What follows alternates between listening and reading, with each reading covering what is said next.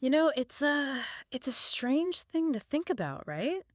The charm of a serial killer. It's unsettling. It really is. And that's what we're dealing with today, Rodney Alcala. Yeah. Imagine turning on your TV back in the 70s, ready for like an evening of, innocent dating show fun. Hmm. The dating game, Right. and the guy trying to win a date is a serial killer just hiding in plain sight.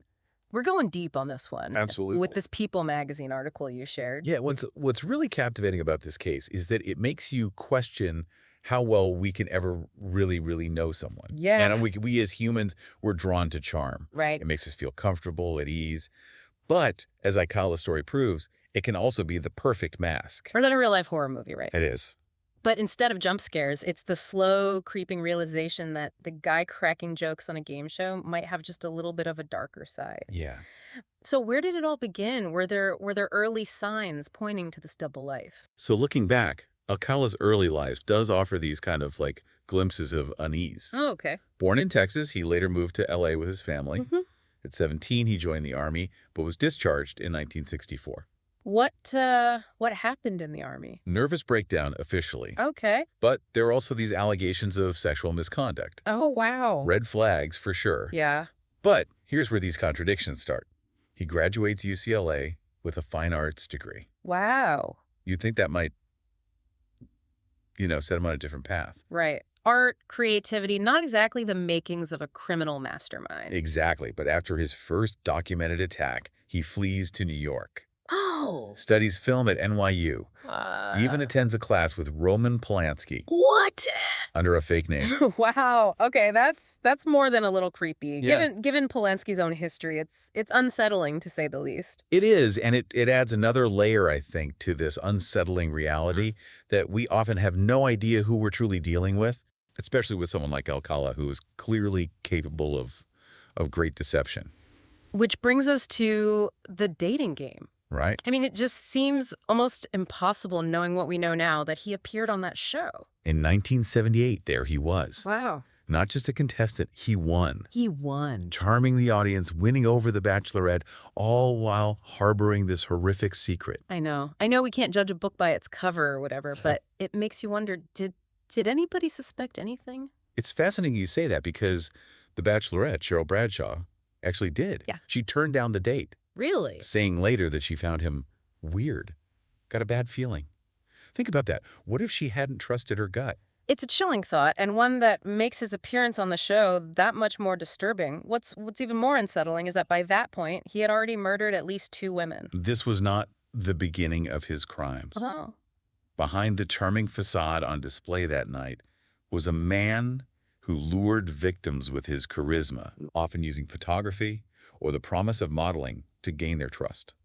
So he preyed on their aspirations. Yes, Wow. and their vulnerability. He targeted young women, Right. from aspiring actresses to students, even a doctor's wife.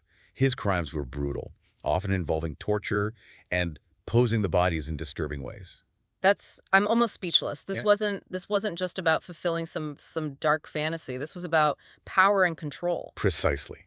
And the truly unsettling part is that this was just the tip of the iceberg. Oh God. While the world saw a charming bachelor on their TV screens, the reality was far, far more sinister.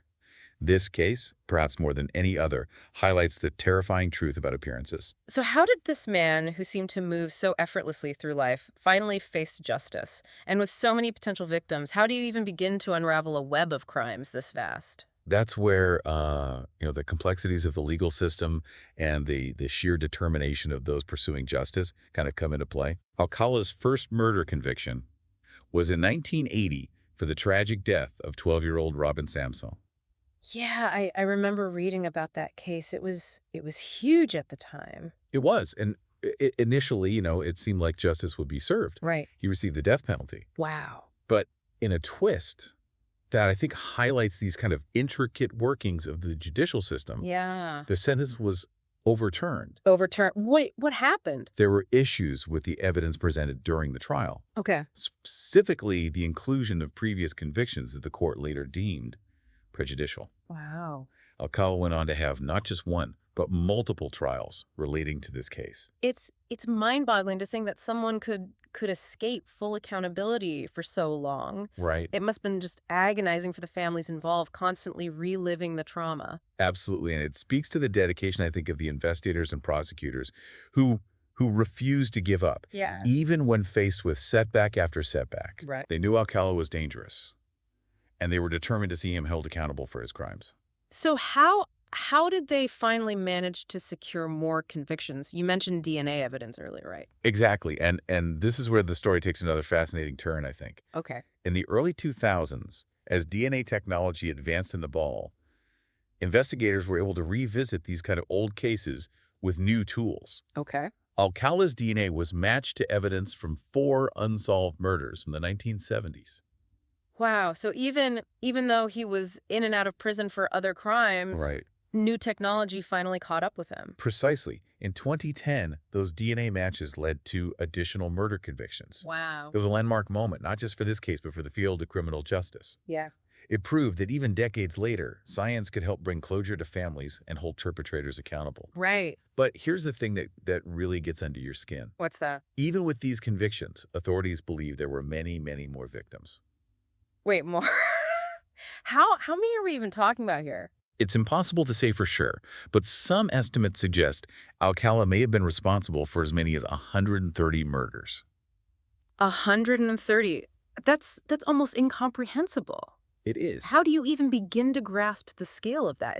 It's like trying to map a nightmare. And it's a testament to the darkness that can lie beneath the surface of seemingly ordinary individuals. Right. After his 2010 conviction, hoping for some kind of resolution for other families, the police released hundreds of photos and sketches Okay. found in Alcala's possession. Photos, like of potential victims. Yes, many of them depicted young women and children. My God. Investigators believe that he often photographed his victims. Jesus. It's chilling to think that these images, once locked away in a dark corner of his mind, could now hold the key to unlocking the truth about other unsolved cases. So we have this horrifying puzzle, Yeah. these scattered pieces of lives, potentially cut short, and these photos might be the only link to understanding the full scope of Alcala's crimes. And that's where Alcala's story takes on an even more unsettling dimension. Okay. He wasn't content with simply taking lives. He wanted to capture them, Right. to exert ultimate control even after the act itself. It's a terrifying thought that something as simple as a photograph could be connected to such horrific acts. Right. But it also offers, I guess, a glimmer of hope It does. for those who still search for answers, for some sense of closure. Absolutely. And that's why this case continues to resonate so deeply with people. Yeah. It's a stark reminder of the fragility of life, the enduring power of hope, and the importance of seeking justice no matter how much time has passed. Speaking of time passing, where does Alcala's story ultimately end? Mercifully, he's no longer able to hurt anyone else. Okay. Alcala died in prison in 2021 while on death row in California. And while no outcome can erase the pain he inflicted, there's a sense of relief in knowing he can't harm another soul. Yeah. It's a strange juxtaposition, though, isn't it? It is. They're talking about the very real human cost of his actions, yet his case continues to fascinate people. Documentaries, podcasts, even that dramatized Netflix series. Right. Why are we so drawn to stories like this, do you think? It's that true crime paradox, isn't it? It is. This pull towards the dark and unsettling, trying to understand the why behind the unthinkable. Yeah. And with Alcala, there's that added layer of his deceptive charm. Right. He forces us to confront this uncomfortable truth Hmm. that evil doesn't always wear, a sinister mask. Right. Sometimes it smiles for the camera Yeah. right before revealing his true nature. And that's what makes his story so compelling, so important to unpack. I think Yeah. it's a stark reminder to be aware, to trust your instincts, and to never underestimate the human capacity for both good and evil. It's a heavy thought to end on, but an important one, I think. Well. We have to learn from these cases to try and understand the warning signs, however subtle, and to support the victims and their families who continue to grapple with the aftermath of these horrific acts. This whole deep dive has been a journey, that's for sure. It has. From the glitz and glam of the dating game to the chilling reality of his crimes and the ongoing search for answers. Yeah. What stands out to you knowing everything we know now as the most important takeaway? For me, it circles back to that initial question of perception versus reality. Right. Alcala reminds us that we can never truly know what lurks beneath the surface of another human being. Wow. It's a cautionary tale, urging us to be discerning, to trust our gut, and to never dismiss the power of a simple no. A powerful lesson and one I think we can all take to heart. Absolutely. If this deep dive into Rodney Alcala's case has sparked any thoughts or questions for you, uh, don't hesitate to reach out and share them with us. Please do. And remember, sometimes the most important stories are the ones that make us uncomfortable, the ones that force us to confront the darkness and search for the light. Very well said. Thanks for joining me today. I really appreciate it. It was my pleasure. Thank you for having me.